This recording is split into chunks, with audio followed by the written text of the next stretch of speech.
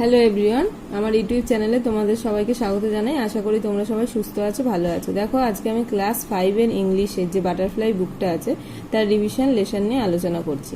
তো একটা ভিডিওতে তো সবগুলো কমপ্লিট করা যাবে না, আজকে আমি পার্ট 1 ভাগ করে যেটুকু আলোচনা করা যাবে করে দেবো, তারপর বাদ বাকিটা আলোচনা করব। তো দেখো এখানে কি বলা হয়েছে, let's read and enjoy this comic strip. তো কি বলছে যে চলো পড়ি। কি পড়তে বলছে? একটা হাস্যরসাত্মক অংশ দেয়া আছে, সেটাকে পড়তে বলছে আর উপভোগ করতে বলছে।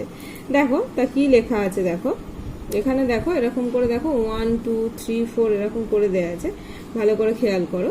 ঠিক আছে, আমি পড়ে দিচ্ছি। দেখো, tell me a story grandma. কি বলছে যে ঠাকুমা আমাকে একটা গল্প বলো। তাহলে মানে কি বোঝা যাচ্ছে যে কনভারসেশনটা কাদের মধ্যে হচ্ছে? ঠাকুমা আর নাতির মধ্যে। তো দেখো তারপরে কি আছে, okay today I will tell you the story of an angel. কি বলছে দেখো, তাহলে ঠাকুমাটাকে বললো, তাহলে ঠাকুমাটা এবার কি বলছে যে ঠিক আছে, আজকে আমি তোমাকে একটা দেবদূতের গল্প বলবো। তারপরে দেখো টুতে কি আছে, once upon a time there was an angel with bright wings. তো কি হলো এটা, এক সময় এক দেবদূত ছিল যার পাখাগুলি ছিল উজ্জ্বল। তারপরে কি বলছে দেখো, ও মানে নাতিটা কি বলছে, ও মানে বা। তারপরে দেখো এখানে দেখো 3 নম্বরে কি আছে, who took little children on a tour of the sky if they were good. তো কি বলছে, সে ভালো ছেলেদের আকাশে ঘুরতে নিয়ে যেত। তারপরে দেখো এইটাতে কি বলছে, wow I can actually C the Angel. বলছে বা, আমি সত্যি দেবদূতটিকে দেখতে পাচ্ছি। এবার দেখো এখানে নাম্বার 5 কি বলছে, দেখো will you take me on a tour of the sky. কি বলছে, তুমি কি আমাকে একবার আকাশে ঘুরতে নিয়ে যাবে? তখন দেখো তাহলে অ্যান্সারে কি আসছে, দেখো এদিক থেকে, yes I will since you have been good. তো কি বলছে, হ্যাঁ নিয়ে যাব যেহেতু তুমি খুব ভালো। তারপর দেখো 6 কি আছে, এই যে এখানে দেখো 6 আছে, এখানে কি আছে, what sparkling stars, what a bright moon.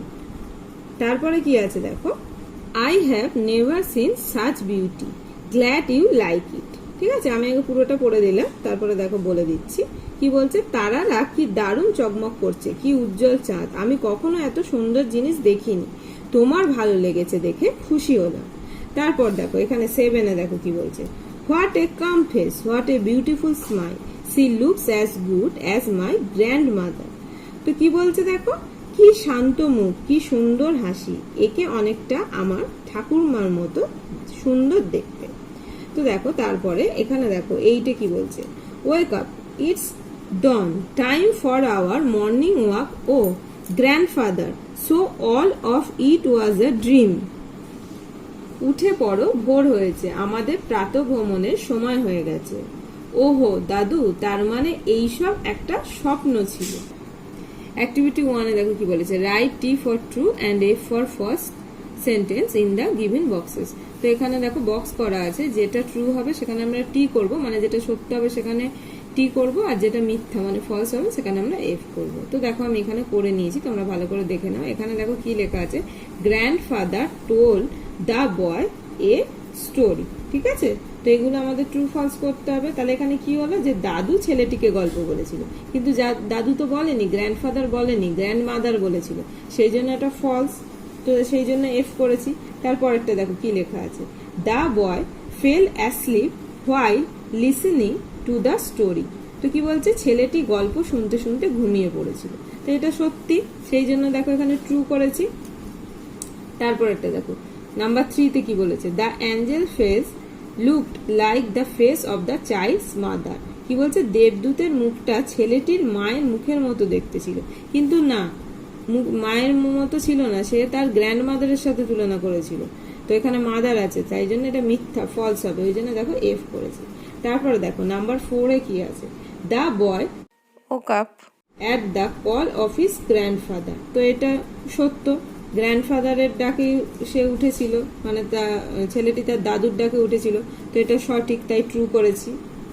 এবার দেখো এখানে অ্যাক্টিভিটি 1 বিতে কি আছে, অ্যান্সার দ্য ফলোইং কোশ্চেন। ভালো করে দেখে নাও, এখানে দেখো কোশ্চেনগুলো আছে। ঠিক আছে, তো এই কোশ্চেনগুলোর আমাদের অ্যান্সার করতে হবে। আমি সরাসরি খাতায় চলে যাচ্ছি, খাতার মধ্যে দেখে নেবে তোমরা, আমি অ্যান্সারগুলো করে নিয়েছি। দেখো এখানে এতে কি আছে, how did grandmother describe the Angel. তো কি বলছে দেখো, ঠাকুমা দেবদূতের কিরূপ বর্ণনা দিয়েছিল।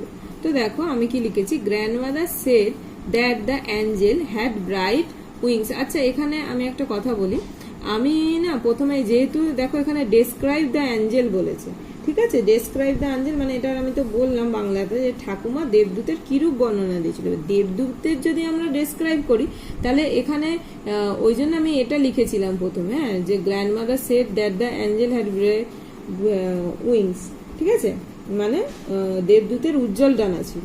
এবার এইটা তোমাদের বইয়ের মধ্যে আছে, তোমরা কেউ এত অব্দিও লিখতে পারো, আবার এটাও লিখে দিতে পারো যে who takes little children on a tour of the sky if they were good. মানে সে কি করতো, চিলড্রেন মানে বাচ্চাদের কি করতো, ঘুরতে নিয়ে যেত আকাশ পথে যদি বাচ্চারা খুব ভালো হয়ে থাকতো, ঠিক আছে, এটা লিখে দিতে। যেহেতু ডেসক্রাইব বলেছিল আমি এতটা লিখেছিলাম, তারপর ভাবলাম এটা লিখে দিই, এখানটাও লিখেছি, ঠিক আছে, তোমরা এটা তোমাদের মতো করে লিখতে পারো। তারপর দেখো বিতে কি আছে, why do the angels take children on a tour. তো এখানে কি বলছে, দেবদূত কেন বাচ্চাদের ঘুরতে নিয়ে যেত। তো দেবদূত কেন বাচ্চাদের ঘুরতে নিয়ে যেত, দেখো the angels took children on a tour because the children were good. তো কি বলছে এইখানটা দেখো, এখানটা থেকে তোমরা পুরো লিখবে, দেখো টেকটা কিন্তু এখানে টুক হয়ে গেছে, ঠিক আছে। তো অ্যাঞ্জেলস কি করতো, মানে দেবদূত বাচ্চাদের ঘুরতে নিয়ে যেত, কারণ এখানে দেখো লিখেছি আমি because the children were good, এটা তো বললামই আমি, কারণ বাচ্চাগুলো কি ছিল, ভালো ছিল। সিতে দেখো কি আছে, what were the beautiful things the boy saw in his dream. তো কি হচ্ছে, ছেলেটি স্বপ্নের মধ্যে কি কি সুন্দর জিনিস দেখেছিল। তা কি অ্যান্সার হবে, the boy saw sparkling stars and bright moon. তাহলে সে কি দেখেছিল, ছেলেটি ঝকঝকে তারা আর উজ্জ্বল চাঁদ দেখেছিল। ডিতে দেখো কি আছে, what did the boy understand when he woke up. তার মানে কি, ছেলেটি ঘুম থেকে উঠে কি বুঝতে পারলো। তার আনসারটা দেখো, the boy understood all of it was a dream. তাহলে কি বুঝতে পারলো, ছেলেটি বুঝেছিল যে সমস্তটাই একটা স্বপ্ন। অ্যাক্টিভিটি দেখো 2A তে কি আছে, এগুলো আমি বইয়ের মধ্যেই করে দিয়েছি, হ্যাঁ। দেখো match the animals with their young ones and write their names in the given boxes. তো কি বলছে, প্রাণীগুলিকে তাদের বাচ্চাদের সাথে মেলাও এবং বক্সের মধ্যে দেখো নামগুলি লিখতে বলেছে। তো আমি এগুলো বইয়ের মধ্যেই করে দিয়েছি। তো দেখো এখানে দেখো যেগুলো দেয়া আছে, এখান থেকে তোমরা, এখানে দেয়াই আছে, তো এখান থেকে তোমরা নিয়ে লিখবে। তো দেখো এখানে কোল্ড লেখা আছে, ঠিক আছে, এখানে তাহলে কোল্ডটা কি হবে, কোল্ড মানে আমরা কাদেরকে বলি, ঘোড়ার বাচ্চাকে কোল্ড বলি, ঠিক আছে, তাহলে হর্স হবে।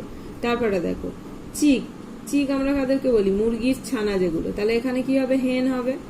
তারপরে দেখো পিগলেট, পিগলেট হচ্ছে শূকর ছানা, সেই জন্য এখানে দেখো পিগ লিখেছি। তারপরে দেখো কাব, কাব দেখো কাব এখানে কি হবে, টাইগার হবে, সেই জন্য এখানে টাইগার বলেছি। বাঘ যে বাচ্চা, বাঘের বাচ্চাকে কাব বলা হয়। তারপরে দেখো এখানে কাফ আছে, কাফ মানে আমরা যাকে বলি বাছুর, গরুর বাচ্চাকে, তাহলে এখানে কাউ হবে। তারপর দেখো এখানে ডাকলিং আছে, মানে যেগুলো পাতিহাঁসের বাচ্চা বলি আমরা, তাহলে এখানে কি হবে, এখানে ডাক হবে। তারপর দেখো অ্যাক্টিভিটি 2B তে কি আছে, write the names of the adult animals or birds one is done for you. তো কি বলছে দেখো, এখানে বড় প্রাণী অথবা পাখিগুলির নাম লেখো, একটা কি বলছে তোমার জন্য করে দেওয়া আছে। তো দেখো এখানে পাপ্পি কি হবে, পাপ্পি যেগুলো মানে কুকুর ছানা তাদেরকে আমরা পাপ্পি বলি। তার এখানে দেখো কি বলেছে, অ্যাডাল্ট মানে বড় প্রাণী কি হবে, মানে তাহলে এখানে ডগ হবে। তারপরে দেখো এখানে কিটেন আছে, কিটেন যেগুলো বিড়াল ছানা সেগুলোকে আমরা কিটেন বলি। এবার তাহলে এখানে কি হবে, ক্যাট হবে। তারপরে দেখো কিড আছে, কিড মানে ছাগল ছানা, তাহলে এখানে আমরা কি লিখবো, গোট, গোট মানে ছাগল। তারপরে দেখো ল্যাম, ল্যাম মানে হচ্ছে ভেড়ার ছানা, তাহলে এখানে আমরা কি লিখবো, শিপ, শিপ মানে ভেড়া।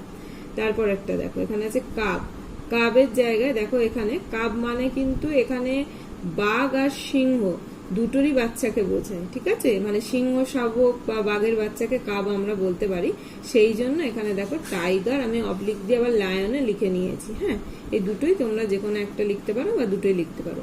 তারপরে দেখো ইগলেট, ইগলেট মানে হচ্ছে ঈগল পাখির ছানা, সেই জন্য এখানে ঈগল লিখেছি। অ্যাক্টিভিটি 3A তে দেখো match group A with group B, তাহলে এটার সাথে এটা কি বলেছে, ম্যাচ করতে বলেছে। দেখো ম্যাসকুলাইন জেন্ডার আর ফেমিনাইন জেন্ডার, ম্যাসকুলাইন জেন্ডার মানে হচ্ছে পুংলিঙ্গ আর ফেমিনাইন জেন্ডার হচ্ছে স্ত্রীলিঙ্গ। তো দেখো এখানে হর্স আছে, এখানে মেয়ার, MARE মেয়ার হবে, ঠিক আছে, স্ত্রীলিঙ্গতে। তারপর দেখো এখানে কি লেখা আছে, দেখো টাইগার, তাহলে এখানে কি হবে টাইগ্রেস। স্পেলিং গুলো ভালো করে দেখবে। এবার এখানে দেখো ডগ আছে, এখানে ফেমিনাইনে কি হবে বিচ, ডগ মানে তো জানোই কুকুর, এখানে কি হবে ফেমিনাইনে কি হবে বিচ। তারপর দেখো অক্স, অক্স মানে ষাঁড়, ঠিক আছে। এখানে দেখো কাউ ফেমিনাইনে আছে। তো এখানে দেখো এখানে ফেমিনাইনে হেন করা আছে, এখানে কক করেছি, কক মানে মোরগ। তারপরে দেখো এখানে কুইন আছে, ওই জন্য এখানে কি করেছি কিং করেছি, রাজা।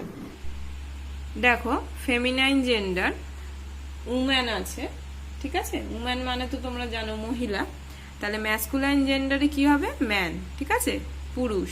তারপর দেখো ফেমিনাইন জেন্ডারে আছে ডাক, ওখানে দেখো ম্যাসকুলাইনে আমি ড্রেক লিখেছি, ঠিক আছে। ডাক মানে হচ্ছে পাতি হংসী যেটা, আর এদিকে ড্রেক মানে হচ্ছে পাতি হাঁস। তারপরে দেখো ফেমিনাইন জেন্ডারে আছে গুজ, ঠিক আছে, যার মানে হচ্ছে রাজহংসী।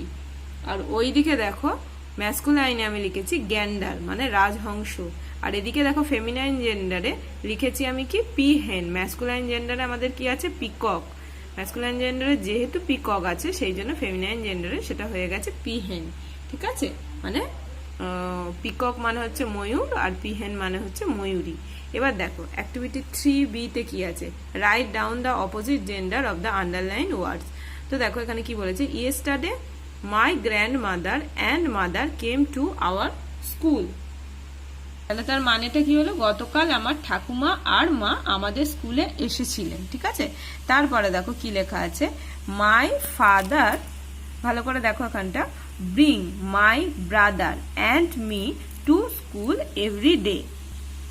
আমার বাবা আমাকে আর আমার ভাইকে প্রতিদিন বিদ্যালয়ে নিয়ে আসেন, ঠিক আছে। তারপরে দেখো কি লেখা আছে, we address our male teacher as sir, ঠিক আছে, আমরা আমাদের পুরুষ শিক্ষককে স্যার বলে সম্বোধন করি। তারপরে দেখো কি আছে, he is a wise man, তার মানে কি হলো তিনি একজন জ্ঞানী মানুষ। তো দেখো আমি হেডিংটা তো পড়েই দিয়েছি যে write down the opposite gender of the underline words, তার মানে কি আমাদের কি করতে হবে, এগুলো সব বিপরীত লিঙ্গ লিখতে হবে, যেগুলো আন্ডারলাইন করা আছে সেগুলো। তো আমি সরাসরি খাতায় লিখে নিয়েছি, আমি এবার সরাসরি খাতায় চলে যাচ্ছি, তোমরা একটুখানি দেখে নাও। তো দেখো আমাদের বলেছিল যে নিচে যে দাগ দেয়া আছে সেই শব্দগুলোর বিপরীত লিঙ্গ লিখতে, আমি খাতাতে দেখো লিখে নিয়েছি, তাহলে তোমাদের দেখতে সুবিধা হবে। দেখো গ্র্যান্ড মাদার, তার বিপরীত লিঙ্গ কি হবে গ্র্যান্ড ফাদার, ঠিক আছে, স্পেলিং গুলো ভালো করে দেখে নাও। মাদার আছে, তার অপোজিট জেন্ডার কি হবে ফাদার। তারপরে এখানে ফাদার আছে, তার অপোজিট কি হবে, মানে অপোজিট জেন্ডার আমরা কি লিখবো মাদার। এখানে ব্রাদার আছে, তার অপোজিট জেন্ডার করেছি সিস্টার। মেল আছে, তার অপোজিট জেন্ডার করেছি ফিমেল। স্যার আছে, তার অপোজিট জেন্ডার করেছি ম্যাডাম। হি আছে, তার অপোজিট জেন্ডার করেছি শি। ম্যান, ম্যানের অপোজিট জেন্ডার করেছি উম্যান। আচ্ছা এক্ষেত্রে একটা কথা বলি, আচ্ছা দেখো এখানে যে ওয়ার্ডগুলো আছে সেগুলো একদমই সোজা, সেই জন্য আমি বলিনি, কিন্তু তো আমি বলে দিচ্ছি। দেখো গ্র্যান্ড মাদার মানে হচ্ছে ঠাকুমা, গ্র্যান্ড ফাদার মানে হচ্ছে ঠাকুরদা, মাদার মানে মা, ফাদার মানে বাবা, ঠিক আছে। আবার দেখো ফাদার আছে মানে বাবা, মাদার মানে মা, ব্রাদার মানে ভাই, সিস্টার মানে বোন। মেল মানে হচ্ছে পুরুষ আর ফিমেল মানে হচ্ছে মহিলা। স্যার মানে আমরা মহাশয় বলি আর ম্যাডাম মানে আমরা মহাশয়া বলি। অপোজিট জেন্ডার হয়ে যাচ্ছে, হি মানে সে বা তিনি বোঝাতে পারি, আর শি মানেও সে বা তিনি। কিন্তু ছেলেদের ক্ষেত্রে যখন আমরা সে বা তিনি ইউজ করব, মানে যখন আমরা পুংলিঙ্গ করব, তখন আমরা দেখো এখানে হি করব। আর যখন মেয়েদের ক্ষেত্রে মানে সে বা তিনি ইউজ করব, তখন কিন্তু ওই হিটাই শি হয়ে যাবে, ঠিক আছে। এখানে দেখো ম্যান, ম্যান মানে হচ্ছে পুরুষদের বোঝায়, পুরুষ মানুষ, আর উম্যান মানে হচ্ছে মহিলা। দেখো এখানে কি বলেছে, লেটস টক মানে এসো কথা বলি। দেখো কি বলেছে, sit in group of 4, your teacher is your quiz master. তো এখানটা কি বলেছে দেখো, বলছে এটা এমনি বলেছে যে 4 জনের দল করে বসো, তোমাদের শিক্ষক তোমাদের সাধারণ জ্ঞানের পরীক্ষক, ঠিক আছে।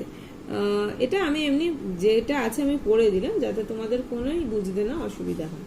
তো দেখো এখানে কি বলেছে, হি অবলিক দিয়ে দেখো শি আছে, will ask you this question, তার মানে কি বলছে তিনি তোমাদের এই প্রশ্নগুলো করবে। তো যাই হোক দেখো এবার প্রশ্নগুলো আছে, আমি আর প্রশ্নগুলো খাতায় টুকিনি, ঠিক আছে। অ্যান্সারগুলো করে দিয়েছি, তোমরা দেখে নেবে। বই তো তোমাদের মোটামুটি সবার কাছেই আছে। দেখো এখানে দেখো কি আছে, প্রথমটা what is the capital city of West Bengal. ঠিক আছে, দেখো আমি খাতার মধ্যে